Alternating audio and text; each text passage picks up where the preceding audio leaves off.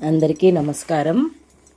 ఈరోజు పంచారామాల్లో ఒకటైనటువంటి పాలకొల్లులోని క్షీరారామం గురించి తెలుసుకుందాం.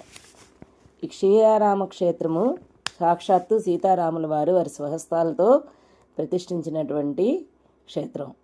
ఎన్నో ప్రత్యేకతలను సంతరించుకున్నది. ఇది అతి పురాతనమైనటువంటి పశ్చిమ గోదావరి జిల్లాలోని ఈ క్షేత్రాన్ని 10-11 శతాబ్దాల్లో చాళుక్యులు నిర్మించారట. ఈ ఆలయం ప్రత్యేకత ఏంటంటే, ఈ ఆలయం గోపురము 9 అంతస్తులతో చాలా ఎత్తుగా ఉంటుంది. దాదాపుగా 125 అడుగుల ఎత్తు అల్లాడరెడ్డి భూపాలుడు వీటిని నిర్మించారట. ఈ దేవాలయం చుట్టుపక్కల ఒక చెరువు ఉంది. ఈ గోపురం నిర్మాణంలో ఇది ఏర్పడింది అని చెప్తారు. ఈ చెరువుని రామగుండం అని పిలుస్తారట. ఈ పాలకొల్లు అనేటటువంటి పేరు దీనికి ఎలా వచ్చింది అంటే, ఇక్కడ శివలింగం చిక్కని పాల వల్లే తెల్లగా మెరుస్తూ ఉంటుందిట. ఇది శ్రీ మహావిష్ణువుచే ప్రతిష్ఠించబడినటువంటి శివలింగానికి మహావిష్ణువే క్షేత్రపాలకుడుగా జనార్దన స్వామి రూపంలో కొలువై ఉన్నట్ట. ఈ జనార్దనుడి భార్య రాజలక్ష్మీదేవిగా మనకి కనిపిస్తూ ఉంటుంది. ఆదిశంకరాచార్యుల వారు ఇక్కడ శ్రీచక్రం ప్రతిష్ఠించారట. ఇది కుమారస్వామి ఛేదించిన ఆత్మలింగం యొక్క శిరోభాగం అని చెప్తారు. స్వామివారికి ఎదురుగా పార్వతీదేవి, ఆ పక్కనే సుబ్రహ్మణ్యేశ్వర స్వామి. తర్వాత ఈ ఆలయం ప్రత్యేకత ఏంటంటే, రుణహార గణపతి ఆలయం అని ప్రత్యేకంగా ఉంటుందండి. అంటే ఎవరైనా అప్పుల బాధలతో ఉంటే గనక ఇక్కడికి వెళ్ళి గణపతిని దర్శించుకుంటే వాళ్ళ అప్పులన్నీ కూడా తీరిపోతాయి అని చెప్పి చెప్తారు. అలాగే ఈ రాజగోపురాన్ని చాళుక్యులు, రెడ్డి రాజులు, కాకతీయులు అభివృద్ధి పరిచారని ఇక్కడ ఉన్నటువంటి శిలాశాసనాలు చెప్తున్నాయి. ఇంకొక కథనం ఏంటంటే, ఉపమన్యుడు అనే శివభక్తుడు ఉండేవాట. ఆ బాలుని కొరికై శివుడు తన త్రిశూలంచే భూమిపై గుచ్చగా పాలు పైకి ఉబికాయని, అందుకే ఈ క్షేత్రాన్ని పాలకొల్లు అని పిలిచారని చెప్తారు. తారకాసుర సంహారంలో ఆత్మలింగాన్ని కుమారస్వామి ఛేదించడం వల్ల ఏర్పడిన క్షేత్రం క్షీరారామం. శిరస్సు భాగము క్షీరారామంగా ఏర్పడిందని చెప్తారు.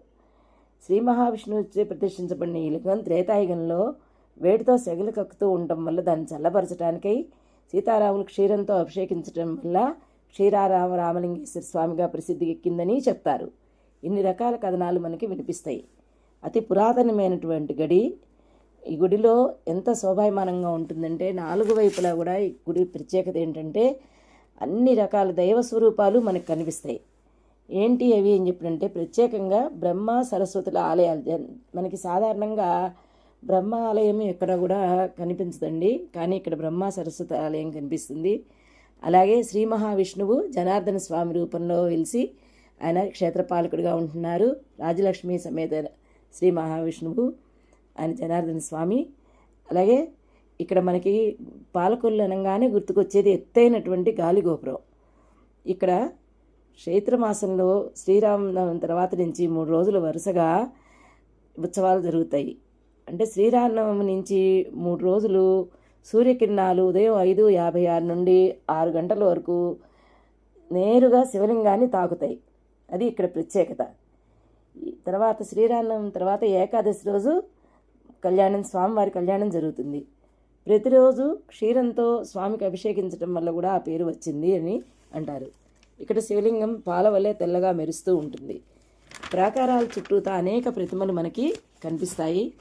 అలాగే ఇక్కడ ఏంటంటే, ఈ ఆలయంలో పంచగణపతులు, శివ పంచాయతన దేవాలయం, అలాగే పంచలింగాలు, పంచదేవేర్లు, పంచమండపాలు, పంచద్వారాలు, పంచనందులు మరియు పంచశిఖరాలు కల్పిస్తాయి.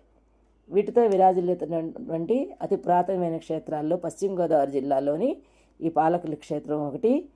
ఇక్కడికి మనకి అనేక ప్రాంతాల నుండి, విజయవాడ నుండి కానీ అలాగే తణుకు నుంచి కానీ చాలా ప్రాంతాల నుండి డైరెక్ట్గా మనకి బస్సులు సౌకర్యము ఉన్నది.